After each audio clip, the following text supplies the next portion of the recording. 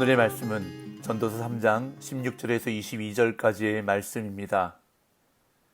또 내가 해 아래에서 보건대 재판하는 곳 거기에도 악이 있고 정의를 행하는 곳 거기에도 악이 있도다.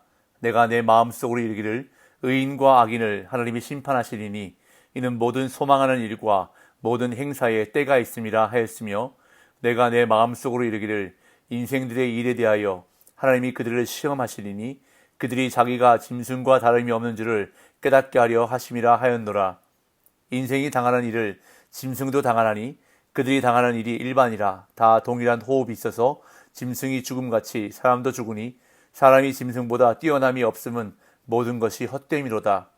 다 흙으로 말미암았으므로 다 흙으로 돌아가나니 다 한 곳으로 가거니와 인생들의 혼은 위로 올라가고 짐승의 혼은 아래 곧 땅으로 내려가는 줄을 누가 알랴. 그러므로 나는 사람이 자기 일에 즐거워하는 것보다 더 나은 것이 없음을 보았나니 이는 그것이 그의 몫이기 때문이라. 그의 뒤에 일어날 일이 무엇인지를 보게 하려고 그를 도로 데리고 올 자가 누구이랴. 아멘. 어제 본문에서 전도자는 인간의 일생과 밀접하게 연관되어 있는 여러 종류의 때를 언급하면서 인생의 다양한 사건이 우연히 발생하는 것이 아니라 하나님이 정하신 때와 기한에 따른 것임을 강조했습니다. 하나님은 당신이 기뻐하시는 때와 기한에 따라 모든 뜻과 계획을 세우시고 온전히 성취하시기 때문에 인간이 뭔가를 아무리 치밀하게 준비한다 해도 어떤 것이든 인간의 능력이나 의지가 아닌 하나님의 뜻과 시간표에 따라 이루어진다는 것을 알아야 한다는 것입니다. 오늘 본문에서도 전도자는 때를 언급합니다. 그것은 바로 하나님의 공의로운 심판의 때입니다. 인간이 행하는 모든 일에는 실수들도 스며 있고 악행도 깃들어 있습니다. 심지어는 재판도 그렇습니다. 판사가 법률에 따라 죄인을 다스리지만 편견이나 뒤틀린 감정 혹은 뇌물로 인하여 정의와 공의의 판결을 굽게 하는 경우도 있다는 것입니다. 하지만 전도자는 하나님이 악인과 죄인을 그들의 행위에 따라 공의롭게 심판하실 때가 올 것이라고 교훈합니다. 16절 17절입니다. 또 내가 해 아래에서 보건대 재판하는 곳 거기에도 악이 있고 정의를 행하는 곳 거기에도 악이 있도다. 내가 내 마음속으로 이르기를 의인과 악인을 하나님이 심판하시리니 이는 모든 소망하는 일과 모든 행사에 때가 있음이라 하였으며. 전도자는 인생의 허무함의 또 다른 일면을 묵상합니다. 인간 사회가 불의한 자들의 악행으로 가득한 비참한 상태에 놓여 있다는 것입니다. 전도자는 정의가 가장 잘 구현되어야 할 재판장에도 악이 있다고 고발합니다. 재판관들이 뇌물을 받고 그릇된 판결을 내리는가 하면 가난한 자들의 소송을 외면하며 사회적 약자들을 노약하는 일들이 법정에서 일어났던 것입니다. 그래서 출애굽기 23장 6절에서 8절은 이렇게 말씀하고 있습니다. 제가 출애굽기 23장 6절에서 8절을 읽어보겠습니다. 너는 가난한 자의 송사라고 정의를 굽게 하지 말며 거짓 일을 멀리하며 무지한 자와 의로운 자를 죽이지 말라. 나는 악인을 의롭다 하지 아니하겠노라. 너는 뇌물을 받지 말라. 뇌물은 밝은 자의 눈을 어둡게 하고 의로운 자의 말을 굽게 하느니라. 하나님의 백성인 이스라엘은 하나님의 공의를 실천하고 약한 자들을 보호하며 그들의 고통에 귀를 기울여야 했습니다. 그럼에도 가장 의로워야 할 재판관들까지 탐욕에 이끌려 악을 행하고 있었던 것입니다. 가장 정의로워야 하는 법정에도 악이 있다면 그 어디에서도 완전한 정의를 기대할 수 없습니다.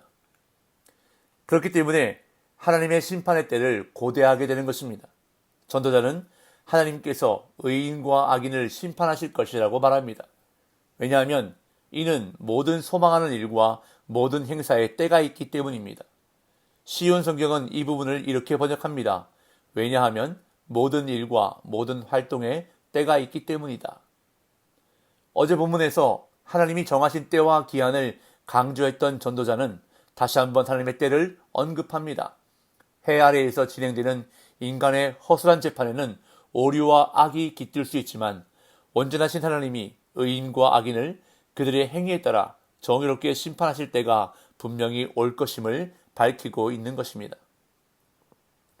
이어서 전도자는 인간을 짐승과 비교하면서 인간이 짐승과 다를 바가 없다고 단언하는데 이는 죽음의 문제를 스스로 극복하지 못하는 한계를 가졌기 때문이라고 말합니다. 18절 19절. 내가 내 마음속으로 이르기를 인생들의 일에 대하여 하나님이 그들을 시험하시리니 그들이 자기가 짐승과 다름이 없는 줄을 깨닫게 하려 하심이라 하였노라.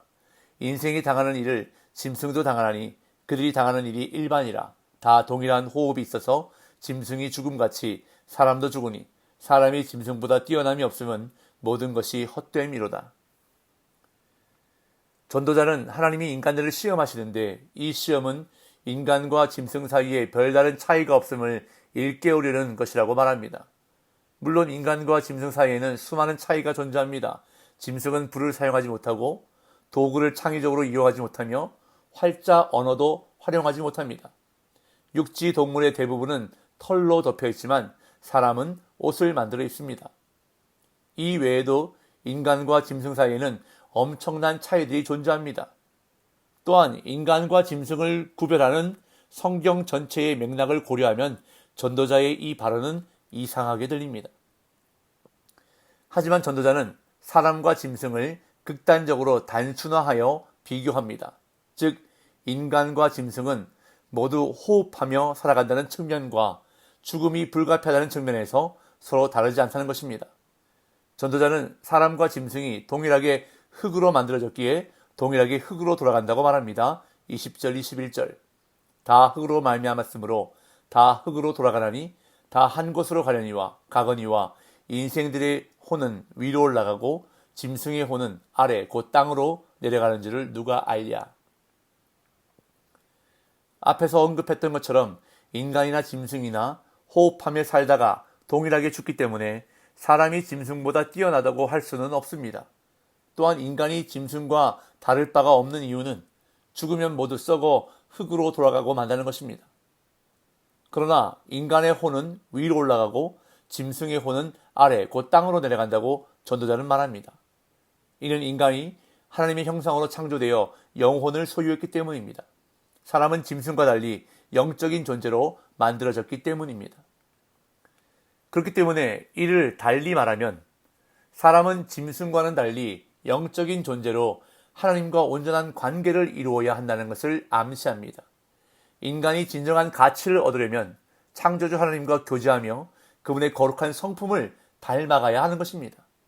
자신이 하나님의 형상임을 알고 그에 합당한 삶을 살아가야 한다는 것입니다.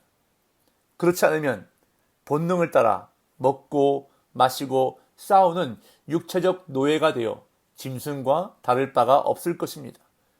이렇게 세상의 가치를 따라 본능과 욕망을 따라 살면 인생의 가치를 잃고 짐승과 다를 바 없는 무가치하고 비천한 인생이 될 것임을 암시하고 있는 것입니다. 이제 전도자는 허물을 극복하는 가장 확실한 길이 자신에게 주어진 일에 최선을 다하는 것이라고 말합니다. 22절. 그러므로 나는 사람이 자기 일에 즐거워하는 것보다 더 나은 것이 없음을 보았나니 이는 그것이 그의 몫이기 때문이라. 그의 뒤에 일어날 일이 무엇인지를 보게 하려고 그를 도로 데리고 올 자가 누구이랴. 앞에서 악과 죽음을 이야기한 전도자는 뜻밖에도 즐거움이라는 주제를 이야기합니다. 사람이 자기 일에 즐거워하는 것보다 더 나은 것이 없다고 말합니다. 하지만 어떻게 악과 죽음이 판치는 세상에서 즐거워할 수 있습니까? 전도자는 그 즐거움이 사람에게 주어진 몫이라고 말합니다. 이것은 어제 본문 12절 13절과 매우 흡사한데요. 제가 어제 본문 전도서 3장 12절 13절을 읽어보겠습니다. 사람들이 사는 동안에 기뻐하며 선을 행하는 것보다 더 나은 것이 없는 줄을 내가 알았고 사람마다 먹고 마시는 것과 수고함으로 낙을 누리는 그것이 하나님의 선물인 줄도 또한 알았도다. 자기에게 주어진 일에서 즐거움을 누리는 것이 그 어떤 것보다 좋다는 교훈은 전도서 전체에서 전도자가 가르치는 교훈입니다. 절망과 낙담 혹은 체념과 염세적인 생각을 품고 사는 것이 아니라 자기 일에 즐거워하라고 강조합니다. 왜냐하면 그것이 바로 하나님이 사람에게 주신 선물, 하나님이 사람에게 주신 몫이기 때문입니다. 즉 하나님과 함께라면, 하나님이 허락하신다면 우리는 악과 죽음이 판치는 이 세상 속에서도 하나님 때문에 즐거움을 누릴 수 있다는 것입니다. 오늘 내게 주어진 일에 최선을 다하는 것이 허무한 인생을 극복하는 지름길입니다. 비록 이 세상에 불의가 가득하고 악과 죽음으로 인해 허무할지라도 하나님께서 나에게 주신 현재의 시간을 감사함으로 받아들이고 주어진 현실 안에서 최선을 다하는 삶을 살아갈 때에 그것이 바로 허무를 극복하는 길이며 인생을 의미 있고 가치 있게 사는 방법이라는 것입니다. 그리고 성도는 하나님으로 말미암아 즐거워하는 사람들입니다. 비록 현실은 무화과 나무가 무성하지 못하며 포도나무에 열매가 없으며 감람나무에 소출이 없으며 밭에 먹을 것이 없으며 우리의 양이 없으며 외양간에 소가 없는 현실일지라도 하박국 선지자가 찬송하며 고백하는 것처럼 나는 여호와로 말미암아 즐거워하며 나의 구원의 하나님으로 말미암아 기뻐하리로다. 오늘 이 찬송의 고백이 저와 여러분들의 찬송과 고백이 되시기를 예수님의 이름으로 축복합니다.